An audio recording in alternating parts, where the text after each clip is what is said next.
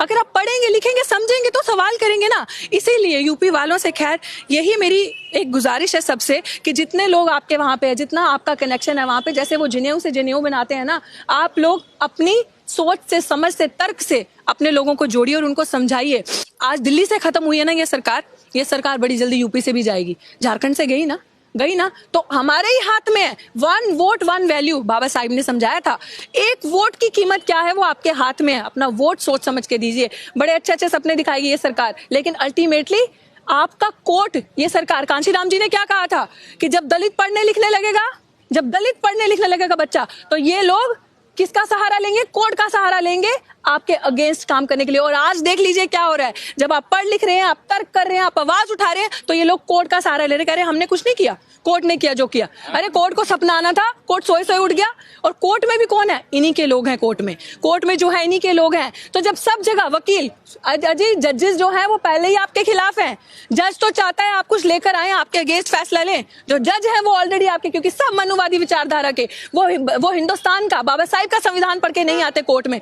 वो कसम जरूर खाते, लेकिन रोज मनु का संविधान पढ़ के वो कोर्ट के अंदर आते हैं। तो वो आपके खिलाफ है। इसलिए बड़ा जरूरी है पढ़ना, अपने लोगों को आगे लेकर आना। आपके लोग, आप में से वकील बने, जज बने, जब आपके लोग सामने आएंगे तो सवाल करेंगे और ऐसी सरकार को हराएंगे। आप जो काम आप नहीं कर सकते वो सरकार से करवाते हैं। फिर गृह मंत्री जी कहते हैं, क्या कहते हैं कि सुप्रीम कोर्ट का फैसले का सब सम्मान करेंगे। कैसे सम्मान करेंगे सुप्रीम कोर्ट के फैसले का? आप आके हमारा कत्ल पे कत्ल करते जाएंगे, हमें क्रोनोलॉजी समझाते जाएंगे, और हम क्रोनोलॉजी समझ के, क्रोनोलॉजी वो वाली क्रोनोलॉजी नहीं, क्रोनोलॉजी वो वाली जो दलितों पे वार है, जो दलितों पे, आदिवासियों पे वार है। आप हमारी यूनिवर्सिटी का निजीकरण कर रहे हैं, प्राइवेट कर रहे हैं। कैसे कर रहे हैं यूनिवर्सिटी का निजीकरण? दलित का, पिछड़े का बच्चा, आप प्राइवेट सिस्टम में रिजर्वेशन है नहीं है ना, तो जो प्राइवेट सिस्टम में रिजर्वेशन नहीं है, आप विश्व गुरु बनाने की बात करते हैं यूनिवर्सिटी को, पहले जेएनयू पे, डीयू पे आक्रमण फीस बढ़ा रहे हैं। आप हमारे बच्चों को मार रहे हैं, क्योंकि दलितों के पास इतना पैसा नहीं होता कि लाखों रुपए देके 3-3 महीने की फीस 6-6 लाख 7-7 लाख है। इनको दिखा कि ये 7-8 लोग आते हैं हर बार, 6-7 हजार में एनुअल इनकम में, बड़े अफोर्डेबल रेट में पढ़ के चले जाते हैं इनके बच्चे, और आ रहे हैं जी सवाल कर रहे हैं। आज आप अपनी रिजर्वेशन से चंद टिकटें लेके जाकर बैठे हैं संसद के अंदर, उनसे वो बर्दाश्त नहीं हो रहा कि आप सवाल कर रहे हैं।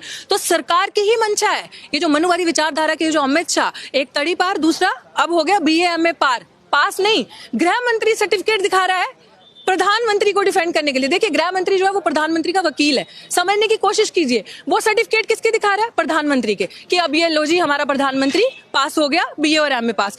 तो आप ये बड़ी अच्छी साजिश है। अभी भी दलितों, बहुजनों से मेरी ये रिक्वेस्ट है कि समझ जाइए, जाग जाइए, इस सरकार की मंशा को समझिए, क्योंकि सरकार की मंशा है कि आपको मेन स्ट्रीम से काटना।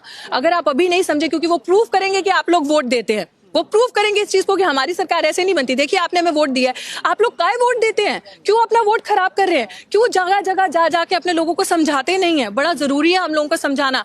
ये सिस्टम हम लोगों के लिए सेफ नहीं है जब तक ये मनुवादी विचारधारा के लोग मानता है कि आरक्षण पर खतरा है सरकार? बिल्कुल खतरा है। खतरा नहीं है, मैंने कहा कम और ज्यादा करने के नहीं। ये जो इस प्रावधान आया है कि स्टेट आरक्षण को देखेगी, स्टेट क्या करेगी? स्टेट में कौन लोग हैं जो उच्च स्तर पे बैठे हैं?